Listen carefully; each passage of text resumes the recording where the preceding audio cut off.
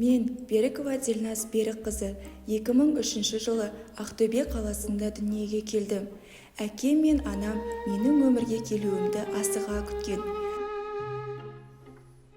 Мен үйдің екі ұлдың ортасында еркелеп өскен жалғыз қызбын. Алғашқы білім жолына деп аттаған қадамым жалпы орта білім беретін 50-ші мектеп табалдырығы болды.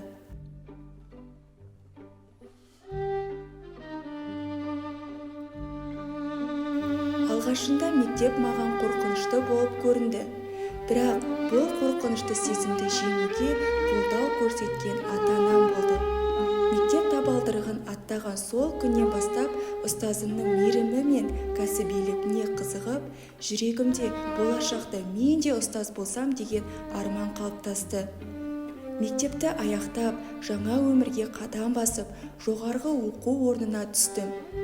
Жоғарғы оқу орнына келгенде қорқыныш тағы болды. Бірақ өзіме сеніп, тынымсыз еңбектің арқасында оқуымды үздік нәтижемен аяқтадым. Алдымда жаңа кезең, еңбек жолы, алғашқы жұмысқа орналасу алдында толқу болғанымен құжаттарымды сәтті тапсырдым.